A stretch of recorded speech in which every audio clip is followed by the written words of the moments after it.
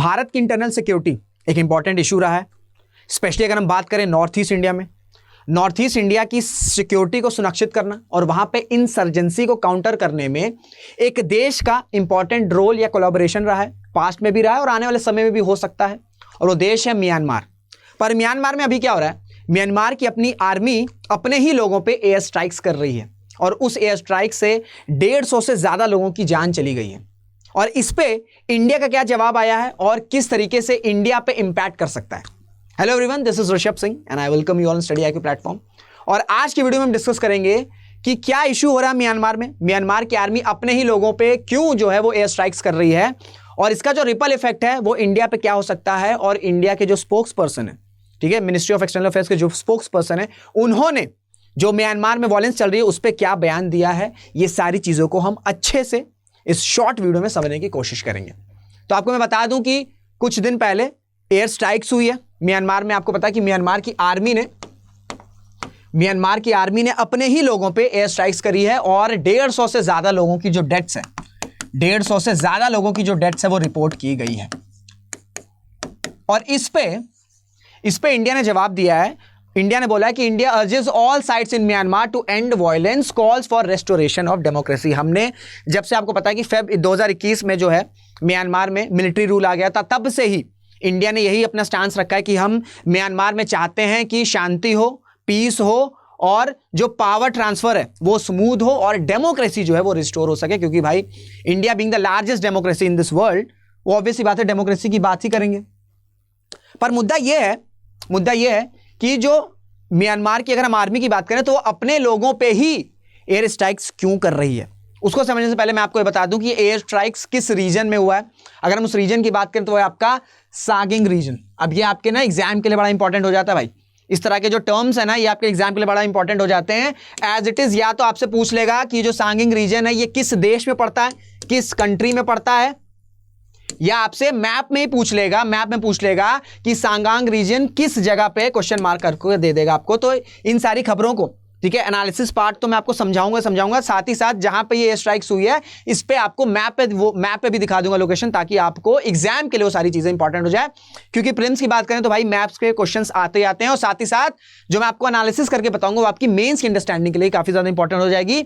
और ये आपका जियोपॉलिटिक्स भी कवर कर रहा है, जीएस पेपर 2 बायलैटरल रिलेशंस, और साथ ही साथ ये आपका जीएस पेपर 3 का जो इंटरनल सिक्योरिटी का पोर्शन है वो भी उसके लिए भी काफी ज्यादा इंपॉर्टेंट है। और GS 2 एंड GS 3 दोनों के लिए ये जो वीडियो है ये काफी ज्यादा इंपॉर्टेंट है। तो आपको बता दूं कि सांगिंग रीजन जो है वहां पे जो है एयर स्ट्राइक्स करी गई है म्यांमार आर्मी के द्वारा, और 150 से ज्यादा लोग जो है वो इसमें रिपोर्ट किया गया कि उनकी डेथ हुई है। अब आपको पता है कि 2021 में क्या हुआ था, फरवरी 2021 में म्यांमार में इलेक्शंस हुए और वहां पे लोगों ने वोट किया कि डेमोक्रेसी जो है वो कंटिन्यू रहेगी। पर जो म्यांमार की आर्मी थी उन्होंने बोला कि ये जो चीज हुई है, जो इलेक्शंस हुए हैं, फ्रॉड हुए हैं और हम इलेक्शन के रिजल्ट्स को नहीं मानते हैं। और उसके बाद जितने भी पार्लियामेंटेरियन थे, जितने भी वहां पे प्रेसिडेंट थे, सबको जो है वो उन्होंने अरेस्ट कर लिया या डिटेन कर लिया या उन्हें हाउस अरेस्ट कर लिया और अपने पास जो है वो पावर संभाल ली। और जब से ये इशू हुआ है ना, फरवरी 2021 में ये इशू हुआ था, फरवरी 2021 में जो है ये जो मिलिट्री रूल है वो अप्लाई हुआ था। उसके बाद से ही जो वेस्टर्न कंट्रीज हैं इन्होंने काफी ज्यादा जो है वो क्रिटिसाइज किया है म्यांमार को। पर अगर इंडिया की हम बात करें, इंडिया ने ओपनली म्यांमार आर्मी पे या म्यांमार पर कुछ भी एज सच कमेंट नहीं किया। बस इंडिया का यही स्टांस रहा है कि हम ये चाहते हैं कि अगर कोई भी वॉयलेंस अगर म्यांमार में हो रहा है तो वो खत्म हो, पीस हो, डेमोक्रेसी जो है वहां पे फुलफिल हो सके, थ्राइव कर सके। हमारा स्टांस यही रहा है, भारत का स्टांस हमेशा यही रहा है, क्योंकि इसके पीछे एक इंपॉर्टेंट रीजन है। अगर हम म्यांमार की बात करें ना, अगर हम म्यांमार की जनता आर्मी को या उनकी आर्मी को या उनके जनरल्स को अगर हम ओपनली क्रिटिसाइज करना स्टार्ट कर देंगे तो उससे क्या होगा, जो म्यांमार की आर्मी है वो भाई क्लोज हो जाएगी चाइना के साथ, ठीक है। क्योंकि चाइना जो है अपना प्रेजेंस जो है वो म्यांमार में सेटअप करने की बहुत ही जोरों शोरों से कोशिश कर रहा है। तो अगर इंडिया जो है वो ओपनली वेस्टर्न कंट्रीज के प्रेशर में आके जो है म्यांमार को कुछ क्रिटिसाइज कर दे तो इससे क्या होगा, जो चाइना और म्यांमार का नेक्सस है वो आपका डेवलप होता चला जाएगा पॉजिटिव वे में, और जो कि इंडिया की सिक्योरिटी के लिए specially in the north eastern states of India एक अच्छी बात नहीं है। वो क्यों नहीं है वो मैं आपको बताऊंगा मैप के थ्रू। तो अभी ये समझ लो कि इंडिया ने ओपनली जो है वो म्यांमार की जनता आर्मी को क्रिटिसाइज नहीं किया है, क्योंकि उसका रीजन है इंडिया के अपने सिक्योरिटी इश्यूज है। क्योंकि अगर हम वेस्टर्न कंट्रीज की बात कर लें भाई, बीट यूएसए और जितनी भी दूर दूर कंट्रीज हैं, उनका कोई डायरेक्ट इंपैक्ट नहीं पड़ेगा उन पर। अगर हम वेस्टर्न कंट्रीज की बात कर लें तो उनका कोई डायरेक्ट जो है इंपैक्ट नहीं पड़ेगा, क्योंकि इंडिया जो है, अगर हम इंडिया की बात करें तो इंडिया बॉर्डर शेयर करता है म्यांमार से। वहीं अगर हम यूएसए की बात कर लें, जापान की, फ्रांस की बात कर लें, ठीक है, यूके की बात कर लें, उनका कोई डायरेक्ट बॉर्डर कनेक्शन नहीं है। तो इस वजह से वो लोग ओपनली क्रिटिसाइज कर रहे हैं, पर इंडिया को सोच समझ के बोलने पड़ेंगे, क्योंकि भाई हमारे जो सिक्योरिटी कंसर्न्स है वो इन्वॉल्व है म्यांमार के साथ। तो आपको मैप पे बताऊंगा कि कहां पे जो है वो बॉम्बिंग हुई आपकी सांगांग रीजन। देखिए ये है मैप पे, ये म्यांमार का मैप है, ये आपका सांगिंग रीजन है, यहां पे जो है वो आपका बॉम्बिंग हुई है। अब देखिए जब से वहां पे मिलिट्री रूल लगा है, क्या हो रहा है कि जितने भी यहां पे आसपास जो स्टेट्स हैं, जो आसपास जो रीजन है, स्पेशली आपने चिन स्टेट के बारे में सुना होगा, वो लोग क्या कर रहे हैं, जो माइग्रेंट्स है वो आपका इंडिया आ रहे हैं, ठीक है, इंडिया आ रहे हैं। इस वजह से तो अगर हम बात करें वायलेंस अगर म्यांमार में हो रहा है, अगर वायलेंस म्यांमार में हो रहा है तो इसका डायरेक्ट रिपल इफेक्ट जो है आपका कहां पड़ेगा, वो आपका इंडिया की जो नॉर्थ ईस्टर्न स्टेट्स है उस पर पड़ेगा। तो इस वजह से इंडिया के लिए बिल्कुल भी अच्छी चीज नहीं है कि वहां पे म्यांमार में इस तरह का कोई वायलेंस हो। अब साथ ही साथ आपको जानना होगा कि ये जो एयर स्ट्राइक्स हुई है वो हुई किस पे है। अब देखिए अगर हम बात करें नेशनल यूनिटी गवर्नमेंट NUG, अब ये एक ग्रुप है म्यांमार में, और ये जो है, जैसे मैंने आपको बताया था कि जब इलेक्शंस के रिजल्ट फ्रॉड आए, जब इलेक्शंस के रिजल्ट आए तो जो म्यांमार की आर्मी उन्होंने बोल दिया कि जो रिजल्ट्स हैं ये फ्रॉड है और हम इस इलेक्शंस को नहीं मानते, और अपना जो है मार्शल लॉ जो है इंपोज कर दिया। तो बहुत सारे जो पार्लियामेंटेरियंस थे म्यांमार के, उन्होंने ये नेशनल यूनिटी ग्रुप फॉर्म किया, और इनका जो ऑब्जेक्टिव वो ये है कि भैया डेमोक्रेसी को रिस्टोर किया जाए, डेमोक्रेसी को रिस्टोर किया जाए म्यांमार में।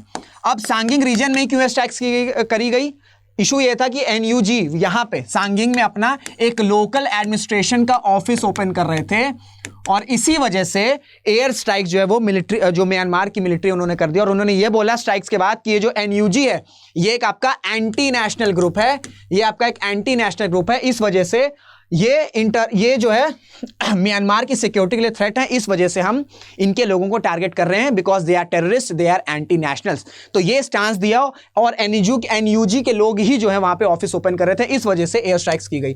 अब देखो आपसे एक क्वेश्चन पूछा जा सकता है कि म्यांमार से, अगर म्यांमार की बात करें तो कौन कौन से भारत के जो स्टेट्स हैं वो बॉर्डर शेयर करते हैं, और आपको इसका आंसर जो है वो कमेंट में बताना है। 4 स्टेट्स हैं, आपको हिंट दे दे रहा हूं, 4 स्टेट्स हैं। अब जैसे कि मैंने आपको बताया कि भैया इंडिया के लिए इंपॉर्टेंट क्यों है म्यांमार, क्योंकि भाई अगर हम बात करें जो ये नॉर्थ ईस्ट का रीजन है, ठीक है, इसमें इंसर्जेंसी को काउंटर करने के लिए एक इंपॉर्टेंट रोल रहता है म्यांमार का। इस वजह से हम म्यांमार की ओपनली क्रिटिसाइज नहीं कर सकते, क्योंकि अगर हम ऐसा करेंगे तो म्यांमार जो है चाइना से क्लोज हो जाएगा, चाइना के क्लोज हो जाएगा, और चाइना जो है फिर म्यांमार का इस्तेमाल करके इंसर्जेंसी जो है वो प्रोवोक कर सकता है, बीट अरुणाचल प्रदेश, बीट आपका नागालैंड, मणिपुर, मिजोरम। इस वजह से नॉर्थ ईस्टर्न स्टेट्स में जो इंटरनल सिक्योरिटी है इसको सुनिश्चित करने की जो रिस्पॉन्सिबिलिटी है वो भारत की मिलिट्री फोर्सेस पे तो है ही, भारत की इंटरनल फोर्सेस पे है, साथ ही साथ इसमें म्यांमार के कोऑपरेशन का भी बहुत ज्यादा नीड है। इस वजह से अगर कोई आपसे पूछेगा कि भाई India being the largest democracy in the world वो क्यों नहीं ओपनली क्रिटिसाइज कर रहा है, तो आपको समझना होगा कि भाई हमारे इंटरनल इश्यूज, हमारे इंटरनल सिक्योरिटी एक मेजर थ्रेट है, एक मेजर रोल है। इस वजह से हमें म्यांमार की कोलैबोरेशन की जरूरत है। हम ये नहीं चाहेंगे, भारत ये नहीं चाहेगा कि म्यांमार एक हॉट बेड बन जाए और चाइना जो है यहां से म्यांमार की लैंड का इस्तेमाल करके जो इंसर्जेंसी है वो भारत के नॉर्थ ईस्ट स्टेट्स में प्रोवोक करे। इस वजह से ये काफी ज्यादा इंपॉर्टेंट इशू है, और हम चाहते हैं कि म्यांमार में जो डेमोक्रेसी वो रिस्टोर हो जाए, और इंडिया के जो रिलेशंस है वो म्यांमार से वो डेवलप होते चले चलें। क्योंकि अगर हम बात करें मिलिट्री जनता की, तो अभी इंडिया से उनके अच्छे रिलेशंस हैं, कुछ ऐसा चीज़ नहीं हुई है, पर अगर हम ओपनली इस तरह कुछ क्रिटिसाइज कर सकते हैं तो ये चीज़ होगी कि जो म्यांमार की आर्मी है, जो मिलिट्री है, वो आपका क्लोज हो सकती है चाइना से, जो कि हम अफोर्ड नहीं कर सकते हैं, क्योंकि हमारे इंटरनल सिक्योरिटी का एक इंपॉर्टेंट इशू है वो जो कि मैंने आपको मैप के थ्रू समझाने की कोशिश करी। तो ये था पूरा ऑब्जेक्टिव। उम्मीद करता हूं आपको चीज़ें समझ में आई होंगी। मुलाकात करेंगे आपसे अगले वीडियो में, तब तक अपना ध्यान रखिएगा, मेहनत करते रहिएगा, खुश रहेगा। जय हिंद, जय भारत।